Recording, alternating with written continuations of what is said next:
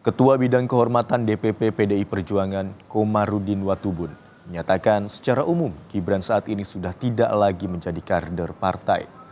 Hal itu karena Gibran sudah resmi mendampingi Prabowo Subianto sebagai cawapres.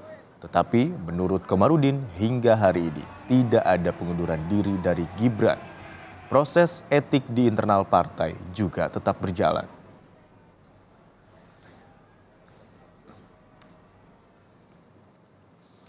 Dalam pesan singkatnya kepada Kompas TV, Ketua Dewan Kehormatan DPP PDI Perjuangan Komarudin Watubun menyatakan secara de facto keanggotaan Gibran di PDI Perjuangan telah berakhir setelah pendaftarannya secara resmi menjadi cawapres dari Koalisi Indonesia Maju. Tidak perlu heboh dalam organisasi partai, keluar, pindah, berhenti, dan beralih. Itu menjadi hal yang biasa. Bahwa saat ini Gibran tegak lurus dengan instruksi partai, maka dia otomatis tidak lagi di PDI Perjuangan.